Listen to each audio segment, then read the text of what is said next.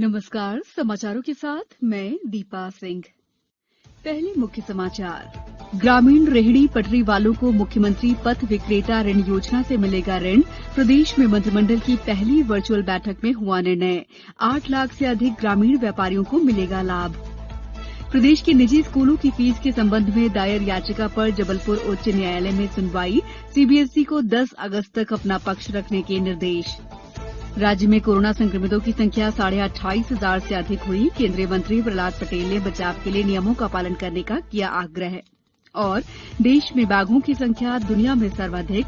बाघ संरक्षण के लिए किए जा रहे हैं कारगर उपाय, कहा केंद्रीय मंत्री प्रकाश जावड़ेकर ने। अब समाचार विस्तार से। प्रदेश में आज मुख्यमंत्री शिवराज सिंह चौहान ने भोपाल में अस्पताल से राज्य की पहली आभासी कैबिनेट बैठक की अध्यक्षता की। श्री चौहान को हाल ही में कोरोना वायरस के लिए पॉजिटिव पाए जाने पर भोपाल में एक निजी अस्पताल में भर्ती किया गया है। पेश है एक रिपोर्ट। देश में पहली बार मध्य प्रदेश में राज्य मंत्रिमंडल की वर्चुअल यानी आभासी बैठक आयोजित की गई। गृह मंत्री डॉक्टर नरोत्तम मिश्रा ने बताया कि बैठक के दौरान राज्य मंत्रिमंडल ने मुख्यमंत्री ग्रामीण पथ विक्रेता ऋण योजना को भी मंजूरी दी। यह योजना प्रधानमंत्री स्वनिधि योजना की तर्ज पर ग्रामीण क्षेत्रों के लिए तैयार की गई है।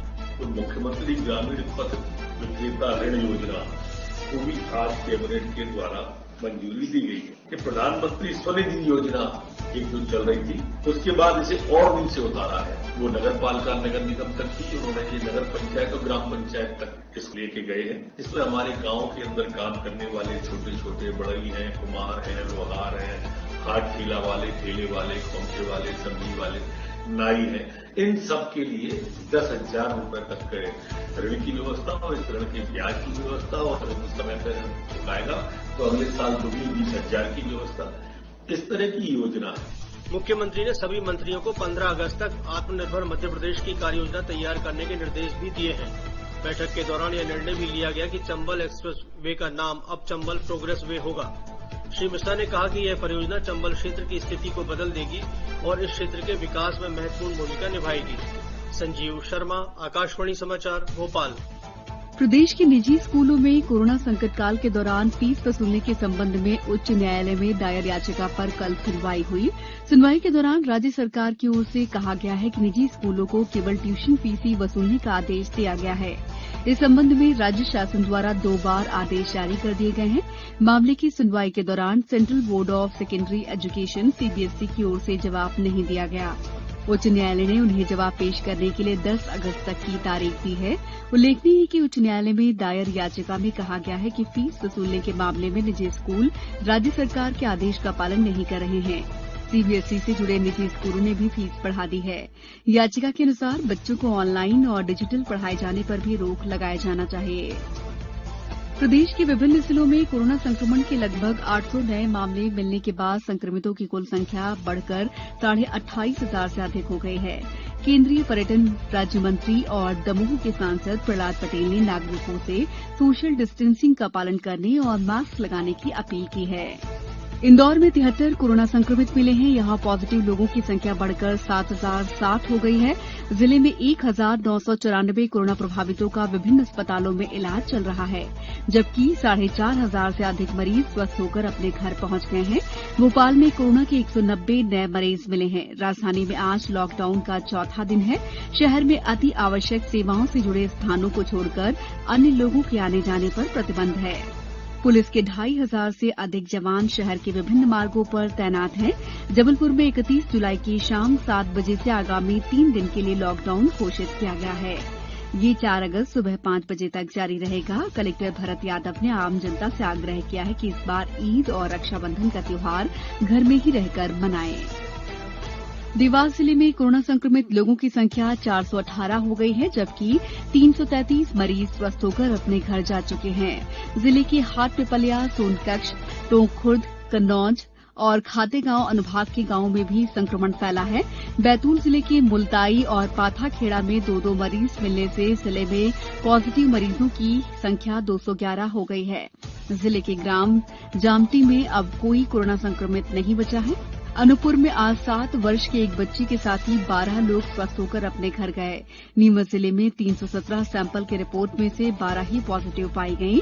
सीहोर जिले में 16 नए कोरोना संक्रमित मिले हैं, जो कि ग्रामीण क्षेत्र से हैं। मंदसौर में 6 लोग कोरोना संक्रमण से स्वस्थ होने पर घर लौटे। उमरिया जिले में 8 नए मरीज मिलने के बाद कोरोना संक्रमितों की संख्या बढ़कर 11 हो गई है। समाचारों में वक्त है ब्रेक का। ये आपका एक बार फिर स्वागत है। बाघों की संख्या की दृष्टि से भारत का पहले स्थान पर होना इस बात का सूचक है कि यहाँ इनके संरक्षण के कारगर प्रयास किए गए हैं। ये बात केंद्रीय पर्यावरण मंत्री प्रकाश जावड़ेकर ने नई दिल्ली में मीडिया से कही। इसके पहले उन्होंने आज विश्व बाघ दिवस 2020 की पूर्व संध्या पर अखिल भारतीय बाघ अनुमान रिपोर्ट 2018 और बाघों के बारे में एक पोस्टर भी जारी किया। श्री जावड़ेकर ने बताया कि दुनिया में बाघों की कुल संख्या में से करीब 70% भारत में है। उन्होंने कहा कि देश में बाघ अभयारण्यों की संख्या बढ़कर 50 हो गई है।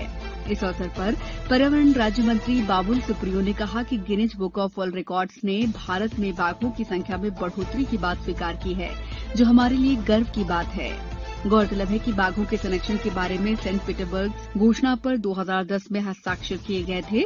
इस मौके पर बाघ पाए जाने वाले देशों ने बाघों के संरक्षण के बारे में जागरूकता बढ़ाने के लिए 29 जुलाई को विश्व बाघ दिवस के रूप में मनाने का भी फैसला किया था।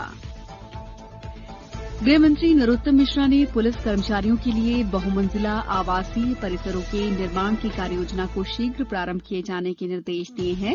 उन्होंने कहा कि प्रदेश सरकार प्राथमिकता के आधार पर छोटे जिलों में भी सर्व सुविधायुक्त आवासीय परिसरों का निर्माण करेगी। महिला बाल विकास मंत्री इमरती देवी ने चिन्हित कुपोषित बच्चों को उनके घर पर ही दवाइयां, पोषण आहार और उपचार उपलब्ध कराए जाने के निर्देश दिए हैं। उन्होंने कहा है कि कोरोना के कारण अभिभावक अपने बच्चों को पोषण पुनर्वास केंद्र ले जाने में डर रहे हैं, इसलिए चिन्हित कुपोषित बच्चों को जरूरी दवाइयां और पोषण आहार उन्हें उनके घर पर ही उपलब्ध कराया जाए। मध्य क्षेत्र विद्युत वितरण कंपनी भोपाल देश की पहली बिजली वितरण कंपनी बन गई है, जिसमें पूरी कंपनी कार्यक्षेत्र के कॉर्पोरेट से लेकर मैदानी दफ्तरों ने ई ऑफिस प्रणाली से काम करना शुरू कर दिया है। कंपनी ने कल से एनआईसी ई ऑफिस प्रणाली के माध्यम से ई फाइल का काम शुरू कर दिया है। ऊर्जा मंत्री प्रद्युम्न सिंह तोमर ने ई ऑफिस प्रणाली लागू करने पर मध्य क्षेत्र विद्युत वितरण कंपनी के कर्मचारियों को बधाई देते हुए कहा है कि इससे कोरोना संक्रमण के दौरान उपभोक्ताओं को घर बैठे सुविधाएं उपलब्ध होंगी। अब कुछ समाचार संक्षेप में। पत्र सूचना कार्यालय भोपाल द्वारा कोरोना संक्रमण से बचाव के लिए उपाय पर केंद्रित वेबिनार का आयोजन कल किया जाएगा। मुरैना जिले की पुलिस ने 3 राज्यों में अपराध करने वाले 15,000 रुपए के इनामी डकैत गब्बर गुर्जर को गिरफ्तार कर लिया है। अनूपपुर जिले में कोरोना संक्रमण को ध्यान में रखते हुए आगामी त्योहारों पर निकलने वाले जुलूस, रैली को प्रतिबंधित किया गया है।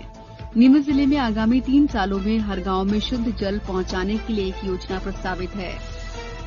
हायर सेकेंडरी परीक्षा में उच्चतम अंक लाने वाले गुना जिले के प्रतिभाशाली छात्रों को कलेक्टर ने प्रशस्ति पत्र देकर सम्मानित किया। मास्क नहीं पहनने पर रतलाम जिले के 50,350 रुपए की राशि जुर्माने के रूप में वसूल की गई है। अंत में मुख्य समाचार एक बार फिर। ग्रामीण रेहड़ी पटरी वालों को मुख्यमंत्री